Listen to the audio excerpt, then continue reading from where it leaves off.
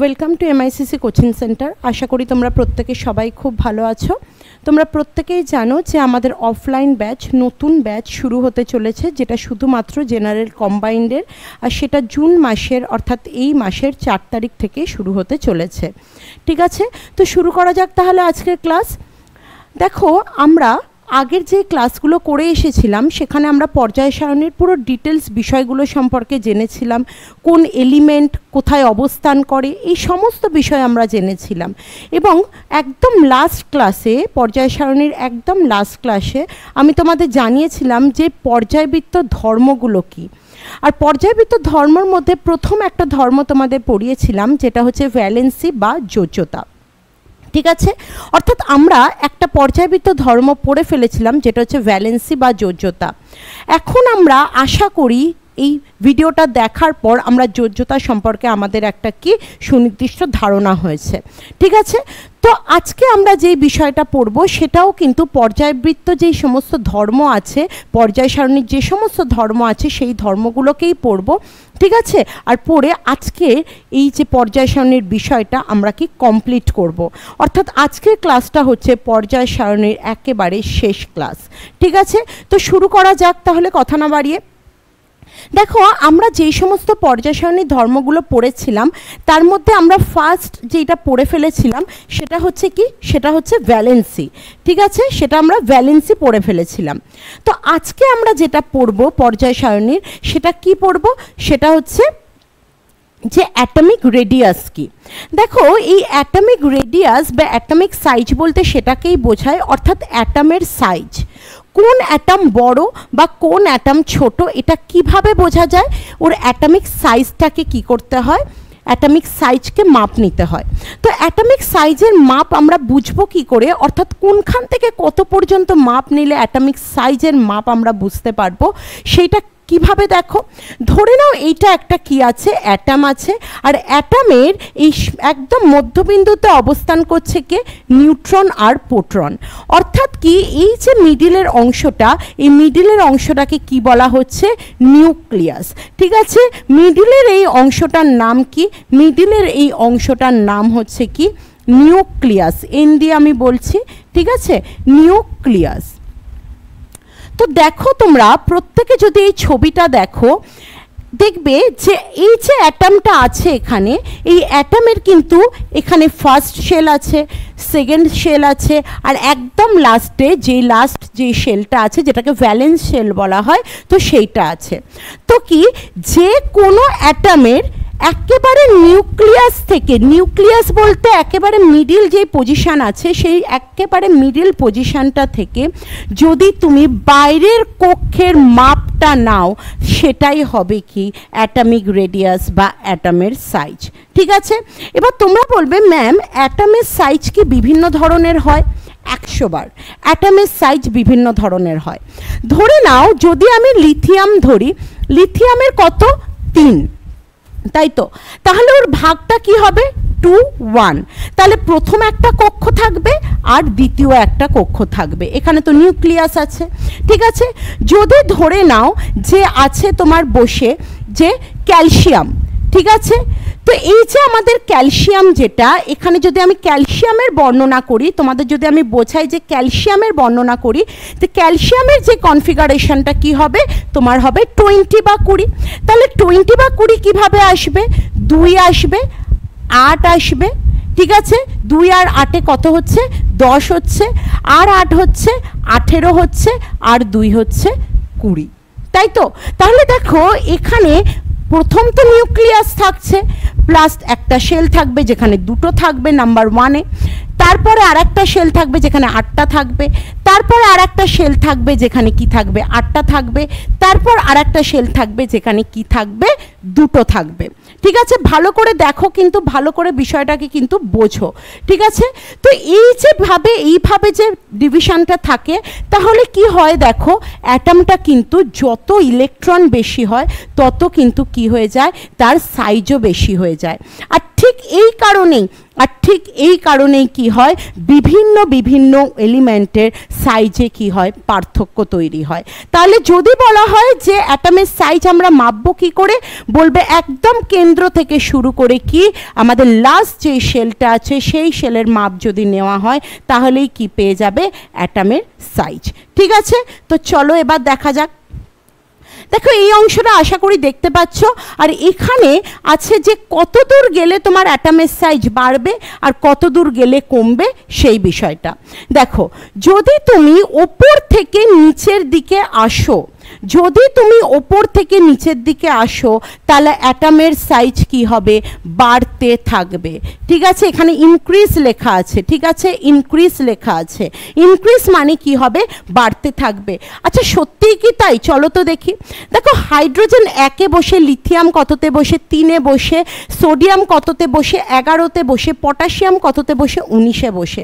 আচ্ছা হাইড্রোজেনের তো একটাতেই গলেই হয়ে যায়, কিন্তু লিথিয়ামের তো দুটো লাগে, তাই না, সোডিয়ামের তো 3টে লাগে। তাহলে দেখো তো অ্যাটমিক সাইজ বাড়ছে কি না, একদম বাড়বে। ইলেকট্রন বেশি থাকলেই অ্যাটমের সাইজ বাড়তে থাকবে। ক্লিয়ার হয়েছে ব্যাপারটা? তাহলে এইটাই হচ্ছে কি তোমার অ্যাটমিক রেডিয়াস। আর কি বলছে দেখো, যখন এইখান থেকে এইদিকে যাবে, ঠিক আছে, অর্থাৎ কি সাইড থেকে এইদিকে যাবে, তখন কি হবে, অ্যাটমের যেই সমস্ত সাইজ আছে ধীরে ধীরে কি হয়ে যাবে, কমতে থাকবে। কিন্তু দেখো এখানে একটা জিনিস ভালো করে দেখো, এখানে একটা জিনিস ভালো করে দেখো, 1 থেকে 17 পর্যন্ত মানে হ্যালোজেন গ্রুপ অবধি কি হয়ে যায়, কমে যায়, কিন্তু 18তে গিয়ে আবার বাড়ে। এবার কেন হয়, কারণ এখানে কিন্তু ফোর্স কাজ করে। আমরা পড়েছিলাম যে যেরকম কার্বনের ভান্ডারওয়াল ফোর্স আছে, তো এই সমস্ত কারণে কি হয়, এখানে 17 অবধি গিয়ে 17 অবধি পর্যন্ত কমে, আর তারপর গিয়ে কি হয়, 18তে গিয়ে যায়, বেড়ে যায়। ঠিক আছে, তো এইটা মনে রাখবে, একদম ওপর থেকে যদি নিচে আসো তাহলে বাড়তে থাকবে, আর এদিক থেকে ওইদিকে গেলে কি হবে, কি কমতে থাকবে। ঠিক আছে, মানে এই সাইড থেকে ওইদিকে গেলে কি হয়ে যাবে, কমতে থাকবে। আমরা কি দেখেছিলাম, যেমন আমরা দেখেছিলাম কি যে ভ্যালেন্সি, ভ্যালেন্সি কি দেখেছিলাম আমরা, গ্রুপে গ্রুপে কি থাকে, সমান থাকে, আর লেফট থেকে রাইট কি হয়ে যায়, বাড়তে বাড়তে কমতে যায়, তাই তো। ঠিক সেমভাবে আমরা এটাও বলতে পারি, এইভাবেই আমরা এটাও বলতে পারি যে এটা ওপর থেকে নিচে কি হবে, বাড়বে। সেটা প্রত্যেকটা গ্রুপেই ওপর থেকে নিচে যাও তোমার বাড়তে থাকবে। ঠিক আছে, আর যদি তুমি লেফট থেকে রাইটে যাও তাহলে কি হয়ে যাবে, কমে যাবে বা ডিক্রিজ হবে। ঠিক আছে, চলো নেক্সট দেখি। নেক্সট হচ্ছে কি, আয়োনাইজেশন এনার্জি। ঠিক আছে, তোমরা এটা স্ক্রিনশট তুলতে পারো। এটা কি বলছে, আয়োনাইজেশন এনার্জি। আয়োনাইজেশন এনার্জিটা কি, ঠিক আছে, দেখো আয়োনাইজেশন এনার্জি হচ্ছে সেই রকম একটা শক্তি যার দরুন কি হচ্ছে, যখন কোনো এলিমেন্ট বা কোনো মৌল যখন কি করছে, অন্য কোনো মৌলকে কি করছে, কোনোভাবে ইলেকট্রন ছাড়ছে বা কোনোভাবে ইলেকট্রন দিচ্ছে তাকে, তো সেই সময় তখন যার শক্তি যে দিচ্ছে তার শক্তিটা যতটা পরিমাণে বার হয় সেটাই হচ্ছে কি আয়নায়ন শক্তি বা আয়নীকরণ শক্তি। এটাকেই কিন্তু বলা হয় হচ্ছে কি আয়নীকরণ, ঠিক আছে, শক্তি বা আয়নায়ন শক্তি, বা কি বলা হয় আয়োনাইজেশন এনার্জি। আমার কথাটা তাহলে বুঝতে পারলে যে আমি কি বলতে চাইছি, এখানটা কি বলতে চাইলাম আমি, যে ধরে নাও একটা কোনো এলিমেন্ট আছে, একটা কোনো মৌল আছে, ঠিক আছে, সেই মৌলটা তার লাস্ট কক্ষের যে ইলেকট্রন কাউকে ডোনেট করছে, এখানে যে বসে আছে তাকে, তো এইটা ডোনেট করতে যতটা পরিমাণ শক্তি তার খরচ হচ্ছে, এটা ডোনেট করতে যতটা পরিমাণ শক্তি তার লাগছে, সেটাকেই বলা হয় হচ্ছে কি আয়োনাইজেশন এনার্জি, বা কি বলতে হবে আয়নীকরণ শক্তি। একটা কথা মনে রাখবে, অ্যাটমিক সাইজ যদি বাড়ে তাহলে কি আয়োনাইজেশন এনার্জি কি হয়ে যাবে, কম হবে। ঠিক আছে, এবার তোমরা বলবে ম্যাম এটা কেন, আর এই যে অ্যাটমিক সাইজ বাড়ার ক্ষেত্রে আয়োনাইজেশন এনার্জি কমের ঘটনাটা কি। দেখো একটা জিনিস ধরে নাও, এইখানে এমন একটা তোমার এলিমেন্ট আছে যার এইখানে কি আছে, তোমার লাস্ট শেলে ইলেকট্রন আছে, খুব ভালো কথা। এবার আমি ধরো আরও একটা এলিমেন্ট আঁকছি যার কিনা অনেকটা বড়, যে অর্থাৎ কি তার অ্যাটমিক সাইজ অনেক বড়, আবার কি এখানে যে লাস্ট কক্ষে তারও ইলেকট্রন আছে। ধরে নাও তুমি এটা সোডিয়াম, এটা হচ্ছে তোমার সিজিয়াম বা ফ্রান্সিয়াম। এবার দেখো যদি এ ইলেকট্রন দেয়, ঠিক আছে, কি বলছে, এ যত সাইজ ছোট হবে তত কি হবে, তোমার দিতে বেশি শক্তি লাগবে। কেন বলছে দেখো, এখান থেকে নিউক্লিয়াসের দূরত্ব দেখো যে কম না বেশি।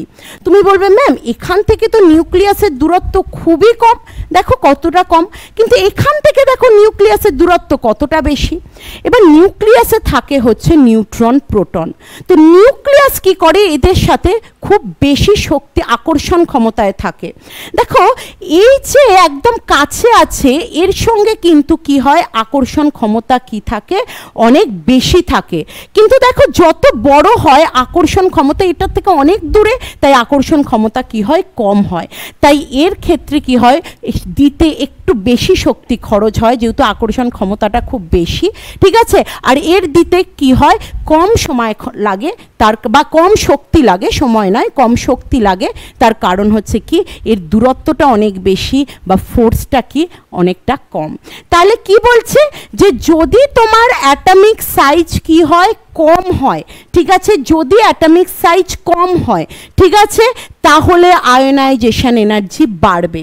আবার কি বলছে, যে অ্যাটমিক সাইজ যদি বাড়ে, মানে অ্যাটমিক সাইজ যদি বেড়ে যায়, তাহলে আয়নাইজেশন এনার্জি কি হবে, কম হবে। আমার এই কথাটা বুঝতে পারলে আশা করি বুঝতে পেরেছো, ঠিক আছে। চলো এবার দেখো কি বলতে চাইছে, যে আয়নাইজেশন এনার্জি কি।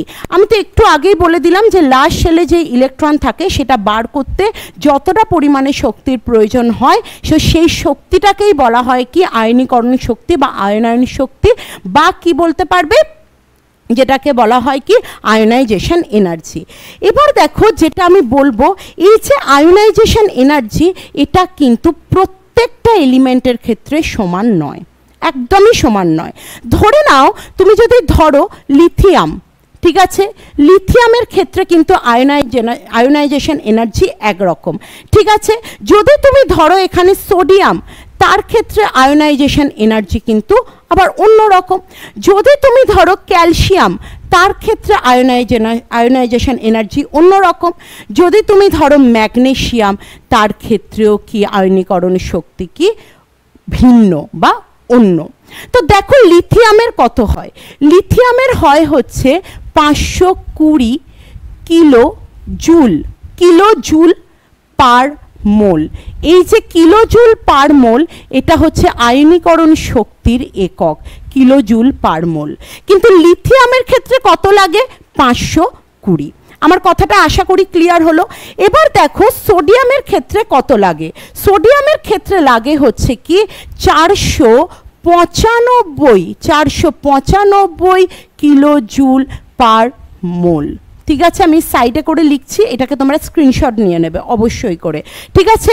495 কিলো জুল পার মোল, ঠিক আছে। এবার তুমি যদি ক্যালসিয়ামের দেখো, ক্যালসিয়ামের যে প্রথম ইলেকট্রন, কেন প্রথম ইলেকট্রন লিখছি আমি বলে দেব। ক্যালসিয়ামের যে প্রথম ইলেকট্রন আছে তার যে আয়নাইজেশন এনার্জি সেটা হচ্ছে কি 590 কিলো জুল পার মোল, ঠিক আছে। আর যেটা হচ্ছে তোমার এরই তোমার এখানটা আমি একটু মুছলাম, হ্যাঁ, ক্যালসিয়ামের ক্ষেত্রে যদি সেকেন্ড হয়, সেকেন্ড আয়নাইজেশন এনার্জি, অর্থাৎ কি যেটা হচ্ছে তোমার দ্বিতীয়, সেখানে কি হচ্ছে ক্যালসিয়ামের ক্ষেত্রে 1150 কিলো জুল পার মোল, ঠিক আছে। সেমভাবে আমরা দেখি ম্যাগনেসিয়ামের, আমি কয়েকটা লিখে দিচ্ছি, ঠিক আছে, এত এরকম এত আসে না, কিন্তু মনে বুঝতে হবে ব্যাপারটাকে কি বুঝতে হবে। যদি ম্যাগনেসিয়াম লিখি তাহলে কত লিখব, তাহলে ম্যাগনেসিয়ামের যদি ফার্স্ট আয়নাইজেশন এনার্জি লিখি তাহলে 736 কিলো জুল, পেনটার কালারটা চেঞ্জ করি, হ্যাঁ, নাহলে বুঝতে পারবে না, কিলো জুল পার মোল, ঠিক আছে। যদি এই ম্যাগনেসিয়ামেরই আমি কি লিখি, সেকেন্ড লিখি, তাহলে কত পাবো, 1450 কিলো জুল পার মোল। এবার বুঝতে পারছো এই কিলোজুল পার মোলটা কি? কিলোজুল পার মোল আর কিছুই না, কিলোজুল পার মোল হচ্ছে কি একক।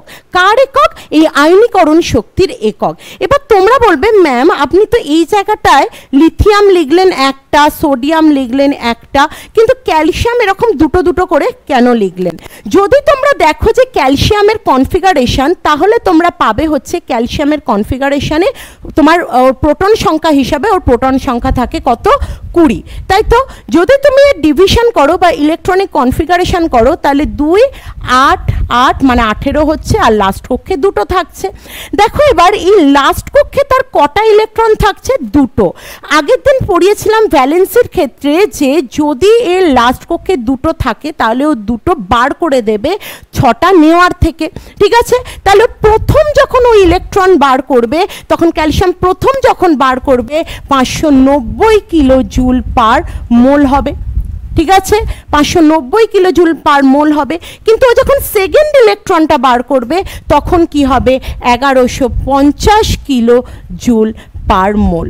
এবার তোমরা বলবে ম্যাম দুটোই তো ইলেকট্রন, দুটোই তো ক্যালসিয়ামেরই ইলেকট্রন, ক্যালসিয়াম তো, হ্যাঁ দুটোই তো ক্যালসিয়ামেরই ইলেকট্রন, তাহলে আপনি কেন বলছেন প্রথমটা 590 আর তারপরটা 1150? তাহলে এটা কেন বলছেন এরকম? দেখো কারণ আছে, ভালো করে যদি বোঝো তাহলে আমি অবশ্যই বোঝাবো। দেখো এখানে বোঝাচ্ছি, হ্যাঁ দেখো দেখো এখানে কি বলছে, ক্যালসিয়ামের একটা আয়োনাইজেশন এনার্জি বা ফার্স্ট যে আয়োনাইজেশন এনার্জি সেটা হচ্ছে 590 কিলোজুল পার মোল, আর একটা হচ্ছে 1150 কিলোজুল পার মোল। একদম একদম এটা সঠিক, ঠিক আছে? কেন দেখো, দেখো ধরে নাও আমি এই জায়গাটা একটু মুছে বলছি, হ্যাঁ ধরে নাও এই যে অ্যাটমটা আছে এটা হচ্ছে ম্যাগনেসিয়াম, যদি এটা ম্যাগনেসিয়ামের অ্যাটম না তবু যদি এটা ক্যালসিয়ামের অ্যাটম না তবুও ভেবে নাও যে এটা হচ্ছে ক্যালসিয়ামের অ্যাটম, ঠিক আছে? তো আমরা জানি ক্যালসিয়ামের লাস্ট যেই শেল আছে সেখানে কটা থাকে? দুটো। আচ্ছা ক্যালসিয়ামের যদি লাস্ট শেলের দুটো থাকে তাহলে ফার্স্ট যখন ও বার করবে তখন ও কত খরচ হবে? 590 কিলোজুল, একদম 590 কিলোজুল। এইটা আমরা বুঝতে পেরেছি, 590 কিলোজুল পার মোল। আচ্ছা যদিও প্রথমটা বার করে ফেলে তখন একটু ভাবো, আমরা জানি যে প্রোটন সংখ্যা ইকুয়াল টু কি? ইলেকট্রন সংখ্যা, তাই না? আচ্ছা দেখো যদি ওর প্রোটন সংখ্যা হয় 20 তাহলে ওর ইলেকট্রন সংখ্যাও 20, তাই তো? যদিও কিন্তু আমি আবারও বলছি এটা অ্যাটমটা ক্যালসিয়ামের নয়, ঠিক আছে? আমি জাস্ট বোঝাচ্ছি যে ক্যালসিয়ামের যদি অ্যাটম হতো তাহলে কি হতো, ঠিক আছে? তো দেখো ক্যালসিয়ামের প্রোটন সংখ্যাও 20, ইলেকট্রন সংখ্যাও 20। আচ্ছা খুব ভালো কথা, তুমি যদি এই প্রথম এই অ্যাটমটাকে ইলেকট্রনটাকে বার করে নাও ক্যালসিয়াম থেকে তখন তার 590 কিলোজুল পার মোল হচ্ছে, একদম শক্তি খরচ হচ্ছে, ঠিক আছে? এবার দেখো যে একটা অ্যাটম বার করে দিলে তাহলে কিন্তু এখন যদি হিসাব করো ওর কিন্তু আর 20টা ইলেকট্রন নেই, ওর কটা ইলেকট্রন? এখন ওর 19টা ইলেকট্রন, হ্যাঁ কি না? তোমরা বলবে হ্যাঁ একদম, ঠিক আছে? এবার দেখো ইলেকট্রনের সংখ্যা বেশি না প্রোটনের সংখ্যা বেশি? তোমরা বলবে ম্যাম প্রোটনের সংখ্যা বেশি। প্রোটনের যদি সংখ্যা বেশি হয় তাহলে ও কি করবে? নিজের শক্তিও বেশি প্রয়োগ করবে, কারণ আমি একটু আগে বলছিলাম এরা কি শক্তিতে আটকে থাকে, ঠিক আছে? এরা নিজেদের মধ্যে ফোর্স কাজ করে। তো দেখো ইলেকট্রনের কি হয়ে গেছে? সংখ্যা কমে গেছে, ডাউন খেয়ে গেছে, আর প্রোটনের সংখ্যা এখানে কি হয়ে গেছে? বেশি হয়ে গেছে। তো যদি প্রোটনের সংখ্যা বেশি হয়ে যায় তাহলে প্রোটন ওর উপর কি ফোর্স কাজ করাবে, ওর উপর কি ক্রিয়া করবে, শক্তি আরো বেশি প্রয়োগ করবে। তো তখন কি হয়? লাস্ট যে ইলেকট্রনটা ছাড়বে মানে সেকেন্ড যে ইলেকট্রনটা ছাড়বে সেটা কি হয়? একটু বেশি শক্তি খরচ হয়ে যায় ওটা ছাড়তে, কেননা এখানে প্রোটনের কি শক্তি নিজে বেশি প্রয়োগ করছে, তাই এটাকে ছাড়িয়ে আনতে কি হয়? একটু বেশি শক্তি খরচ হয়ে যায়। তাই বলা হচ্ছে কি ক্যালসিয়াম যখন সেকেন্ড বার যখন ইলেকট্রনটাকে ছাড়ে তখন কত হয়? 1150 কিলোজুল পার মোল। আশা করি আমি বোঝাতে পারলাম। ঠিক সেমভাবে যে যতগুলো ইলেকট্রন ছাড়ে এইভাবেই তার ফার্স্ট আয়োনাইজেশন এনার্জি হয়, সেকেন্ড আয়োনাইজেশন এনার্জি হয়, থার্ড হয়, ফোর্থ হয়, এইভাবে হতে থাকে। তো দেখো আমি একটা চার্ট পরে তোমাদের এই যে দেখাচ্ছি, দেখো এখানে দেখো এলিমেন্ট আছে সোডিয়াম, তো সোডিয়ামের দেখো বিভিন্ন আয়োনাইজেশন এনার্জি, ম্যাগনেসিয়ামের, অ্যালুমিনিয়ামের, তো কি হয় বিভিন্ন ধরনের কি হয় আয়োনাইজেশন এনার্জি হয়। চলো এবার দেখা যাক আয়োনাইজেশন এনার্জি কোন দিকে বাড়ে কোন দিকে কমে। দেখো যখন তুমি এখান থেকে তুমি অর্থাৎ 1 নম্বর গ্রুপ থেকে তুমি 18 নম্বর গ্রুপের দিকে যাবে, তখন আয়োনাইজেশন এনার্জি যেটা সেটা কি হয়ে যাবে বাড়তে থাকবে। আর যখন কি হয়ে যাবে তুমি ওপর থেকে মানে তুমি টপ টু বটম আসবে, তখন আয়োনাইজেশন এনার্জি কি হয়ে যাবে ডিক্রিজ হয়ে যাবে বা কমে যাবে। তাহলে এখানে কি বললাম, এখানে হবে কি বাড়তে থাকবে, ঠিক আছে, আর এইখানে হবে কি কমতে থাকবে, ঠিক আছে। কারণ আমি তো তখন বললাম যে অ্যাটমিক রেডিয়াস যত তোমার বাড়ে, যত বাড়ে, দেখো না হাইড্রোজেন যা অ্যাটমিক রেডিয়াস তার থেকে লিথিয়াম আরও একটু বড়, আর সোডিয়াম তার থেকে আরও বড়, হ্যাঁ পটাশিয়াম তো আরও বড় তার থেকে, ঠিক আছে, রুবিডিয়াম তো আরও বড় তার থেকে, তাই না, তো সিজিয়াম ফ্রান্সিয়াম তো আরও বড়। আর যত তোমার রেডিয়াস বড় হয় তত আয়োনাইজেশন এনার্জি কমে যায়, তখনই বললাম ওরা ব্যস্তানুপাতে হয়, ঠিক আছে। তো এইখানে ডিক্রিজ হয়েছে, বুঝতে পেরেছো, আর ওইখানে কি হয়ে গেছে ইনক্রিজ হয়েছে, ঠিক আছে। তো চলো এবার নেক্সট দেখা যাক। নেক্সট হচ্ছে ইলেকট্রন অ্যাফিনিটি কি। ইলেকট্রন অ্যাফিনিটি ঠিক আয়োনাইজেশন এনার্জির অপোজিট। এবার কেন ম্যাম আয়োনাইজেশন এনার্জিতে আমরা কি পড়লাম, দেখো আয়োনাইজেশন এনার্জি শর্টে লিখলাম, এখানে আমরা পড়লাম হচ্ছে যখন একটা অ্যাটম কি করবে তার লাস্ট শেলের ইলেকট্রন কাউকে দিয়ে দেবে, এটা একদম ঠিক আছে। তো যদি কেউ কাউকে দিয়ে দেয় সেটাকে বলা হয় কি আয়োনাইজেশন এনার্জি, যে দিচ্ছে তারটাই কি ঘটছে আয়োনাইজেশন এনার্জি। কিন্তু ধরো যাকে দিচ্ছে থাকার তো কেউ দরকার, শূন্যে তো ভাসবে না ওটা, ঠিক আছে, কাউকে তো থাকতে হবে নেওয়ার জন্য। তো কে থাকবে সেখানে নেওয়ার জন্য, ধরে নাও কেউ আছে, ঠিক আছে, ধরে নাও কারোর 7খানা অ্যাটম 7খানা ইলেকট্রন আছে কোনো অ্যাটমের, 6 7, তার একটা লাগবে অক্টেট ফিল হতে, তো ও কি করবে এই একটা দিয়ে দেবে, ঠিক আছে। তো যখন ও নিচ্ছে সেটা, যখন ও নিজের মধ্যে নিচ্ছে তখন কি হয় তার একটা শক্তি কি হয়ে যায় বার হয়ে যায়, অর্থাৎ নিতে গেলেও তো কি হয় একটা শক্তির তো খরচ হয়, ঠিক আছে। তো সেই যে খরচ হয় শক্তিটা সেটাকেই বলা হয় কি ইলেকট্রন অ্যাফিনিটি। এবার বলি ইলেকট্রন অ্যাফিনিটিটাকে বাংলায় কি বলে, এটাকে বলা হয় কি ইলেকট্রন আসক্তি, ঠিক আছে, ইলেকট্রন আসক্তি। তাহলে আমরা বুঝতে পারলাম, ধরে নাও এখানে একটা দেখাই সোডিয়াম আর কি মানে সোডিয়াম ক্লোরাইড, ঠিক আছে, অর্থাৎ সিএল। সিএল এর লাস্ট কক্ষে কটা থাকে 7টা থাকে, সোডিয়ামের লাস্ট কক্ষে কটা থাকে 1টা থাকে। এগুলো আর বেশি বোঝাবো না, এগুলো কালকে পুরো 1 ঘন্টা ধরে বুঝিয়ে এসেছি, ঠিক আছে। তো সোডিয়াম ধরো ক্লোরিন ধরো ওর একটা কি করবে, ও দরকার ওর একটা, এই যে 7টা থেকে আর প্লাস 1 হয়ে গেলে 8 হয়ে যাবে, মানে কি ও অক্টেট ফিল আপ করবে, তাই তো, মানে 8টাই দরকার, ও 8টা একটা পেয়ে গেলে 8টা হবে। তো ও ধরো এই একটা তোমার দিয়ে দিচ্ছে, আর ক্লোরিন যখন সেটাকে নিচ্ছে তো তখন তার যে শক্তিটা বার হয়, ঠিক আছে, তো সেইটাই হচ্ছে কি তোমার ইলেকট্রন আসক্তি। তবে একটা কথা বলে রাখি, যদি কোনো সেটা গ্যাসীয় মৌল হয়, গ্যাসীয় মৌল। এবার তোমরা বলবে ম্যাম কেন গ্যাসীয় মৌল কেন, দেখো কঠিন পদার্থ যেটা আমাদের যেই অবস্থা আছে পদার্থের, কঠিন তরল আর কি গ্যাসীয়, তাই তো, কঠিন তরল আর গ্যাসীয়, ঠিক আছে। কঠিন থেকে নেওয়াটা খুবই টাফ, তরল থেকে নেওয়াটা খুব টাফ, কিন্তু যদি কোনো অ্যাটম গ্যাসীয় অবস্থায় চলে আসে, কোনো পদার্থ গ্যাসীয় স্টেট অবলম্বন করে, ঠিক আছে, তো তার থেকে কিন্তু কি হয় ইলেকট্রন বার হওয়াটা খুব সহজ হয়, ঠিক আছে। এগুলো ফিজিক্স পড়াবো যখন আরও ডিটেলস আলোচনা করব, প্লাজমা স্টেট যেটাকে বলে, ঠিক আছে। তো দেখো কঠিন তরল গ্যাসীয়, এইটার মধ্যে যদি গ্যাসীয় স্টেট হয় তার থেকে কি হয় ইলেকট্রন আদান প্রদানটা কি হয় অতি দ্রুত হয়, এই কারণেই কি বললাম গ্যাসীয় মৌল। তাহলে বুঝতে পারলে ইলেকট্রন অ্যাফিনিটি কি, আয়োনাইজেশন এনার্জি বা আয়নীকরণ শক্তি হচ্ছে যে কাউকে দেবে, যে দিচ্ছে তার যে শক্তিটা কি হচ্ছে খরচ হচ্ছে, তার যে শক্তিটা প্রয়োজন হচ্ছে সেইটা হচ্ছে কি আয়োনাইজেশন এনার্জি। আর যেটা হচ্ছে কি তোমার ইলেকট্রন অ্যাফিনিটি, যে নিচ্ছে, নিতে গেলেও তো কি হয় একটা শক্তি বার হয়ে যায়, তো সেইটা হচ্ছে কি ইলেকট্রন অ্যাফিনিটি বা ইলেকট্রন আসক্তি। চলো এবার দেখো, এবার দেখো এটা কি হচ্ছে, ইনক্রিজ হচ্ছে, ওইদিকে যত যাচ্ছে কি হয়ে যাচ্ছে, ইনক্রিজ হচ্ছে। আর এটাও কি সেম তুমি বলতে পারো যে ওই আয়োনাইজেশন এনার্জির মতো যদি নিচের দিকে নামে তাহলে ডিক্রিজ হচ্ছে, ঠিক আছে, বা এখানে নিচের দিকে নামলে কি হবে, কমবে। কেন এবার তোমাদের মনে হচ্ছে যে ম্যাম কেন এই আয়োনাইজেশন এনার্জি আর ইলেকট্রন অ্যাফিনিটি দুটোই সেম?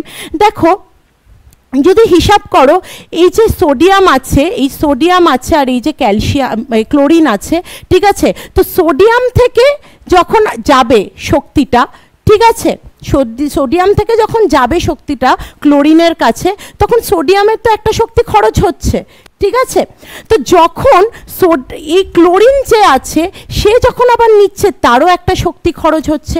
তো এদের শক্তি কখনো তো পরিবর্তনশীল না, যে সোডিয়ামের ক্ষেত্রে অন্য একটা শক্তি হয়ে যাবে, ক্লোরিনের ক্ষেত্রে আবার অন্য একটা শক্তি হয়ে যাবে, এরকম তো না। তো দুজনের ক্ষেত্রেই কি সেম, তাই ক্লোরিনের ক্ষেত্রেও কি হয় সেম, সোডিয়ামের ক্ষেত্রেও সেম। এইভাবে যতগুলো করবে সবার ক্ষেত্রেই কি হবে, সেমই হবে।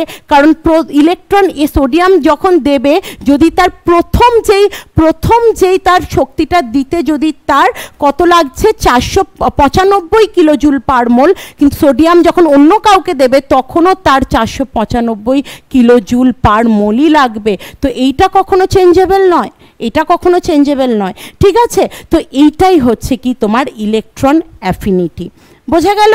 তাহলে ইলেকট্রন অ্যাফিনিটি যখন 1 থেকে 18 দিকে যাবে ইনক্রিজ হবে, আর কি যখন ওপর থেকে নিচের দিকে নামবে কমবে। তো এইখানে কেন ওই দিকে অ্যারো করা, এখান থেকে নিচ থেকে ওপরে অ্যারো করা, তাই ওটা ইনক্রিজ লিখেছে, বাড়বে লিখেছে, ঠিক আছে, আমি উল্টোটা বললাম, ঠিক আছে।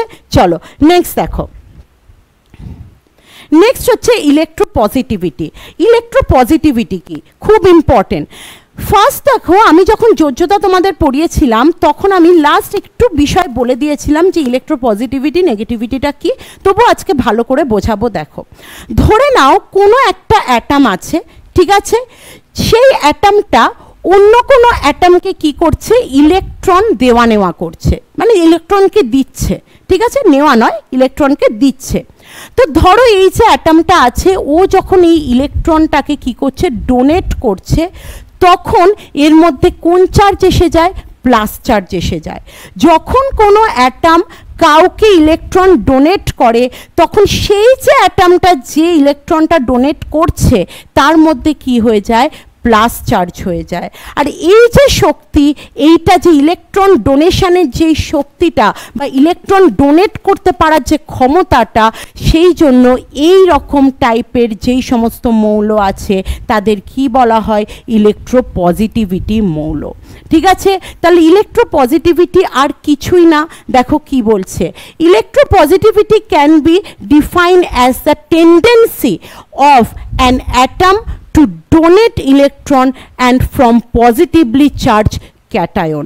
এবার দেখো এখানে কি বলছি, যে এমন একটা অ্যাটম যে ইলেকট্রন কাউকে ডোনেট করছে, করে নিজে প্লাস চার্জ হচ্ছে, ঠিক আছে, তো সেই রকম অ্যাটমটাকেই বলা হয় কি, ইলেকট্রোপজিটিভিটি কি বলা, সেই রকম যে মৌল সেটাকেই বলা হয় কি, ইলেকট্রোপজিটিভ মৌল।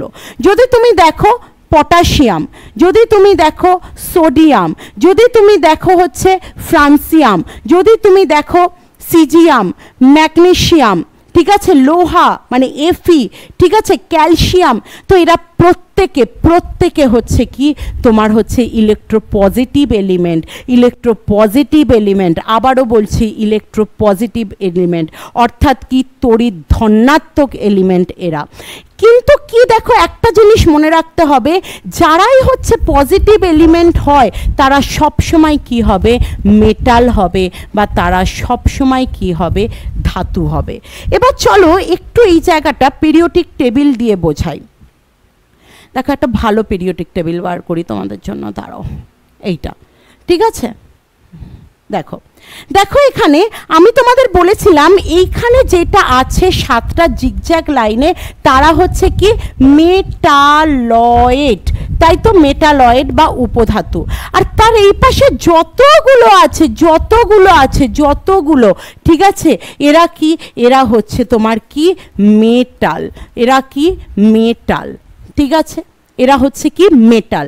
আর এরা দেখবে যদি তুমি কনফিগারেশন করো এরা কি হবে একটা করে চার্জ, এরা প্লাস চার্জে থাকে, ঠিক আছে। এফির ক্ষেত্রে দেখবে ফেরিক আর ফেরাস এই দুটো থাকে, মানে একটা +2 +3 এইভাবে থাকে, ঠিক আছে। তুমি যদি কপার দেখো সেখানেও পাবে, ঠিক আছে। তুমি যদি ক্যালসিয়াম দেখো সেখানেও প্লাস চার্জ পাবে, ডবল প্লাস, মানে কি দুটো ইলেকট্রন দিয়েছে। তুমি যদি লিথিয়াম দেখো একটা প্লাস পাবে, কারণ লাস্টে একটা ইলেকট্রন দিয়েছে। তাহলে প্লাস চার্জ যারাই হয়, এই যে পারদ তরল ধাতু, তাই তো, তো পারদ যে সেটা কিন্তু কোথায় ব্যবহার করা হয়, এই যে লাইটগুলো জ্বলে না, যে টিউব লাইট, সেখানে পারদের ভ্যাপার মানে বাষ্প, বললাম না গ্যাসীয় মৌল, ঠিক আছে, ওই গ্যাসীয় মৌল তোমার দেওয়া হয়, আর সেখানে গ্যাসীয় অবস্থায় দেওয়া হয় পারদকে, পারদের বাষ্প দেওয়া হয়, আর তার ফলে কি হয় ইলেকট্রনিক কনফিগারেশন তার যদি দেখো তখন দেখবে লাস্ট ইলেকট্রন ছাড়তে থাকে আর ভিতরটা কি হয় প্লাজমা স্টেট হয়ে যায়, ঠিক আছে। এগুলো সব পড়াবো আমি, ঠিক আছে। তো দেখো এই যে পজিশনটা আছে এটা তখনই প্লাস হবে যদি সে মেটাল হয়, আর মেটালরাই মনে রাখবে কি সব সময় কি হয় ইলেকট্রোপজিটিভ এলিমেন্ট হয়, ঠিক আছে। আশা করি বুঝতে পেরেছো এই বিষয়টা। নেক্সট দেখো ক্যাটায়ন অ্যানায়নটা পরে বলছি, কি আগে দেখো এটা দেখো, যদি দেখো যে ইলেকট্রোপজিটিভিটিটা কিভাবে যায়, যদি ইলেকট্রোপজিটিভিটি তুমি দেখো তাহলে হচ্ছে দেখবে যতগুলো মেটাল আছে মেটালটা এদিক থেকে গিয়ে কি হবে ওইদিকে তোমার নন মেটাল আছে, ঠিক আছে। মেটালরা এই দিকে থাকে, মেটালরা তোমার এই অংশে থাকে, দেখাচ্ছি দেখো, দাঁড়াও, দেখো মেটালরা এই অংশে থাকে আর নন মেটালরা থাকে ঠিক এই অংশে, মানে এরা হচ্ছে কি অধাতু। তো যদি তুমি দেখো এই জিনিসটা তোমরা যে মেটাল এখান থেকে থাকে তারপর অধাতু থাকে, তাই কি হবে তোমার এইখানটায় ইলেকট্রোপজিটিভিটিটা বেশি হতে হতে কি হয়ে যাবে ডিক্রিজ হয়ে যাবে। আর এই কারণেই লেখা আছে কি, এই কারণেই দেখো লেখা আছে কি যে ইলেকট্রোপজিটিভিটি যেটা সেটা হচ্ছে কি এই দিক থেকে গেলে তোমার ওই দিকে গেলে কি হবে, অর্থাৎ 1 থেকে 18 দিকে গেলে কি হবে তোমার ডিক্রিজ হয়ে যাবে, যেহেতু ওইদিকে অধাতু আছে এদিকে মেটাল আছে তাই ইনক্রিজ আছে। দেখো সাইনটা এখানে বড়, ঠিক আছে, ধীরে ধীরে কি হয়ে যাবে ছোট হয়ে যাবে, অর্থাৎ ডিক্রিজ হয়ে যাবে, ঠিক আছে।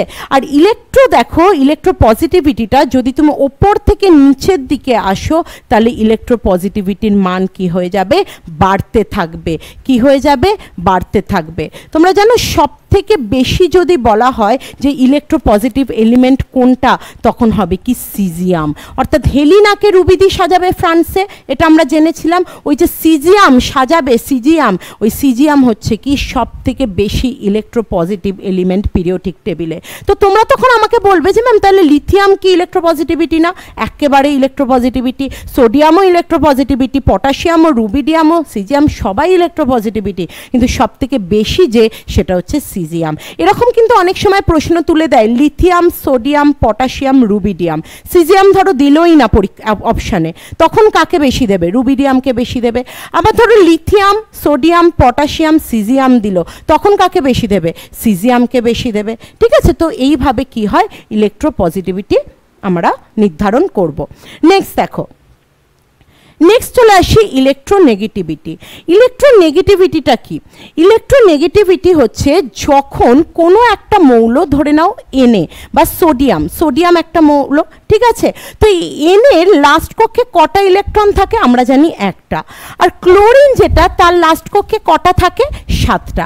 আচ্ছা দেখো, যদি তুমি এরা দুজনের মধ্যে শেয়ার তৈরি করে, মানে তুমিও আমারটা নিয়ে নাও, হ্যাঁ, তাহলে কি হবে? সোডিয়াম ওকে ক্লোরিনকে বলছে যে ক্লোরিন তুমি আমারটা নাও, আমরা শেয়ার করি, আমি তোমারটা আর আমারটা নিয়ে শেয়ার করি, তুমি আমারটা নাও, নিয়ে তোমার কি 8টা ফিল আপ করে দাও, 1 2 3 4 5 6 7, আর ও যখন দেবে তখন হবে 8। তাহলে কি হবে? তুমি আমারটা নাও, ঠিক আছে, নিয়ে কি করে দাও, আমরা শেয়ার হয়ে যাই, মানে তুমি 8খানা ফিল আপ করো, আর আমিও তোমারটা নিই, নিয়ে কি করব, আমি আমার 2টো করে নেব, তাই তো। ও ক্লোরিন যখন ওর লাস্টেরটা দেবে, ঠিক আছে, তখন ও কি হয়ে যাবে, ও 2টো হয়ে যাবে সোডিয়ামের। তো এইভাবে কি হয় দেখো, এই অংশে কি হয়ে যায়, এরা এইভাবে শেয়ার করে নেয়, নিজেদেরটাকে কি করে নেয়, শেয়ার করে। আর এই রকম যখন শেয়ারটা তৈরি হয়, ঠিক ঠিক সেই রকম পজিশানে যার নেগেটিভিটি পাওয়ার বেশি, এখানে ক্লোরিনের নেগেটিভিটি পাওয়ার বেশি। তো বলবে ম্যাম এটা কি আপনি মুখস্থ করে এসেছেন, কি করে জানলেন? না, আমি মুখস্থ করিনি, আমি কিভাবে জেনেছি তোমাদের বলে দেবো, ঠিক আছে? তো দেখো ক্লোরিনের যেহেতু এখানটায় কি হবে, নেগেটিভিটি পাওয়ার বেশি, ঠিক আছে, তখন ও কি করবে, এইটাকে সম্পূর্ণ নিজের দিকে টানবে আর সোডিয়ামকে কি করে দেবে, পুরো স্থায়ী করে দেবে, মানে কিচ্ছু ওর কাছে রাখবে না, পুরো স্থায়ী করে দেবে, ঠিক আছে? এইটাকেও নিয়ে ও নিজের আটটা তো ফিল আপ করে নিল, করে নিয়ে কি করবে, সোডিয়ামকেও পুরো একেবারে স্টেবল করে দিল আর নিজেও কি হয়ে গেল, আটটা নিয়ে স্টেবল হয়ে গেল। তাহলে কিরকম ইলেকট্রন নিল, যে ইলেকট্রন শেয়ার পেয়ার হয়েছিল, মানে যেটা শেয়ারে ছিল, যেটা কি হয়েছিল, কোভ্যালেন্ট বন্ডে ছিল। এই রকম যদি শেয়ার করে থাকে না কোনো ইলেকট্রন, তো তাকে বলা হয় কি, সমযোজী বন্ধন। সমযোজী বন্ধন যেটা কাদের মধ্যে দেখা যায়, তোমার কার্বন ফ্যামিলি সমযোজী বন্ধন, যেটাকে ইংলিশে বলে হচ্ছে কোভ্যালেন্ট বন্ডিং, ঠিক আছে? তো কীরকম ইলেকট্রনকে এ করলো, যেটা শেয়ার পেয়ার ছিল, অর্থাৎ যেটাকে সে কি করেছিল, শেয়ার করেছিল, সেই রকম ধরনের ইলেকট্রনকে কি করলো, নিজের কাছে ক্লোরিন টেনে নিয়ে নিজের অক্টেট ফিল আপ করে দিল। এই কারণেই বলা হয় কি, যে নিল, নেওয়ার ক্ষমতা, এর নেওয়ার ক্ষমতাটা বেশি, তাই হচ্ছে কি ও ইলেকট্রন নেগেটিভিটি। আর যখনই কেউ ইলেকট্রন নিয়ে নেয় তার ক্ষেত্রে মনে রাখবে কি, মাইনাস চার্জ হয়। আর এই রকম ধরনের মাইনাস চার্জ আলাগুলো যেই ব্যক্তি বা মৌল বলতে পারো যারা থাকে, ঠিক আছে, তারা কীরকম হয়, তারা হয় অধাতু। বুঝতে পেরেছ?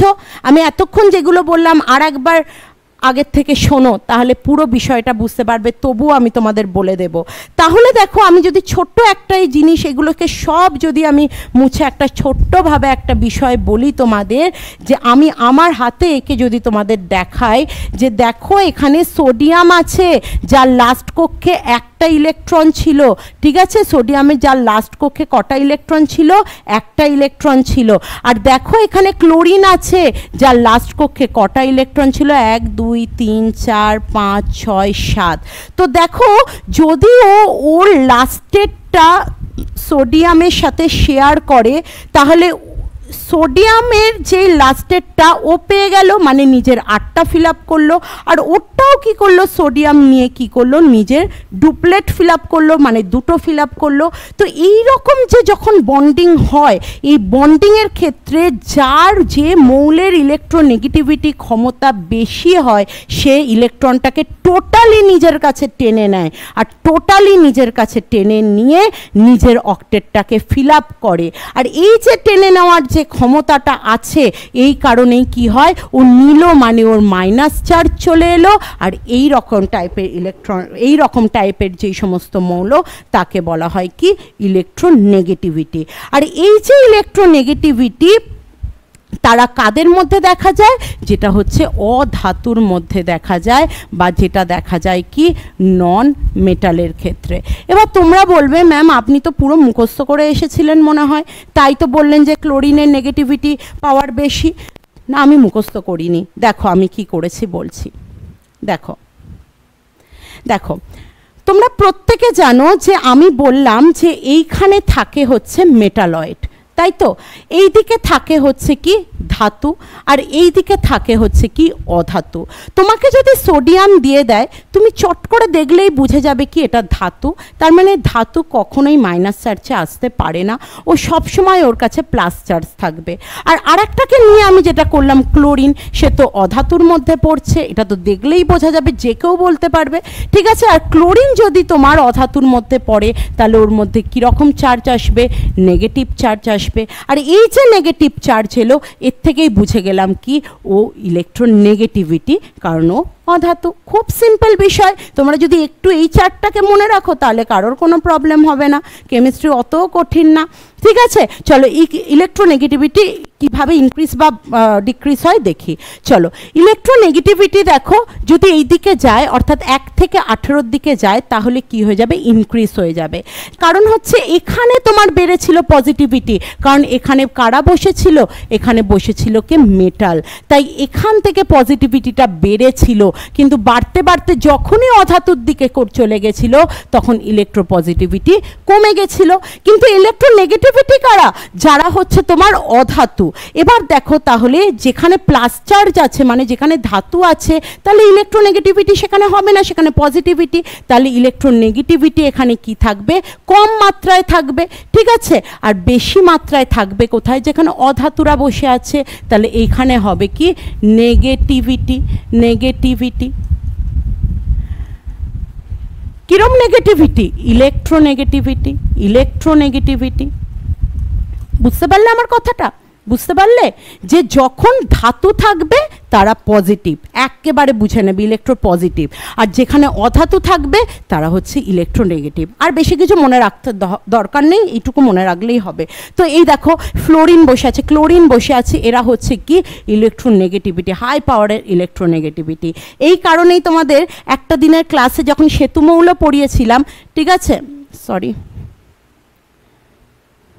যখন তোমাদের সেতুমৌল পড়িয়েছিলাম তখন আমি বলেছিলাম যে এই যে সেতুমৌল যেটা, এই সেতুমৌল যেটা 18 নম্বর গ্রুপে অবস্থান করে, এই যে 18 নম্বর গ্রুপ যেটাকে বলা হয় কি? সেতুমৌল। এই সেতুমৌলগুলো এখানে কোথায় কার কার মাঝে অবস্থান করে, কার কার মাঝে সেতু তৈরি করেছে? এটা হচ্ছে একটা কি? হাই হাই কি? ইলেকট্রোনেগেটিভিটি। ইলেকট্রোনেগেটিভিটির কাছে সেতু এইদিকে আছে হচ্ছে কি তোমার 18 নম্বর গ্রুপ।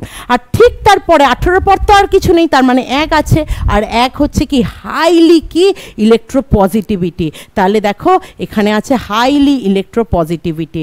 তাহলে 18, তার আগে 17, আর 18 পরে কিছু নেই, মানে 1 নম্বর গ্রুপ। তাহলে দেখো 18 নম্বর যে মৌল, সে সেতু মৌল কেন বলা হয়? কারণ সে ইলেকট্রোনেগেটিভিটি আর ইলেকট্রোপজিটিভিটির মিডিলে একটা সেতুর মতো কাজ করছে, তাই একে বলা হয় কি?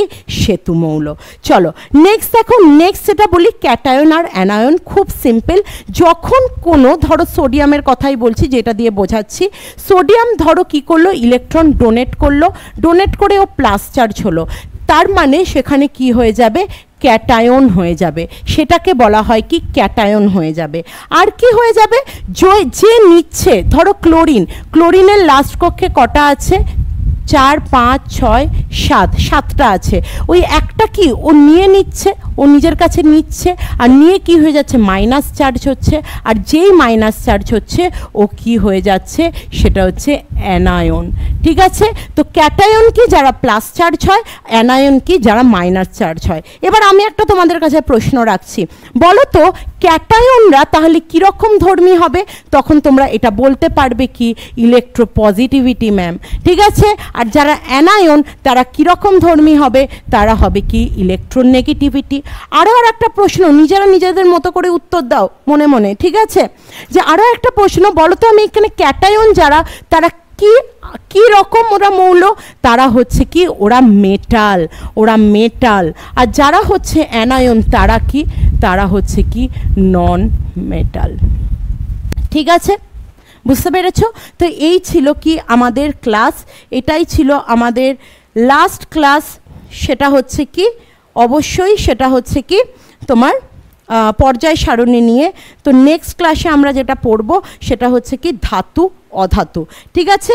কিন্তু এখনও অবধি আমাদের পর্যায় সারণী যত কিছু হয়েছে খুব ভালো করে পড়তে থাকবে, পুরো কনসেপ্ট দেওয়া আছে, তোমাদের শুধু কাজ হচ্ছে সুন্দর করে সেগুলোকে পড়ে আয়ত্ত করা, ঠিক আছে। তো আজকের ক্লাসটা খুব ইম্পর্ট্যান্ট ক্লাস ছিল, ছোট ছোট প্রশ্ন এরকমভাবে এসে থাকে, ঠিক আছে। কোনটার অ্যাটমিক রেডিয়াস বেশি, কার কম, কার ইলেকট্রোপজিটিভ বেশি, কার ইলেকট্রোপজিটিভিটি কম, কার কে তোমার ক্যাটায়ন হতে পারে, কে অ্যানায়ন হতে পারে, খুব দেয় এইসব প্রশ্নগুলো, ঠিক আছে। তাহলে ক্লাস এত পর্যন্তই থাকলো, ভালো করে পড়তে থেকো, নেক্সট ক্লাসে আবার দেখা হবে।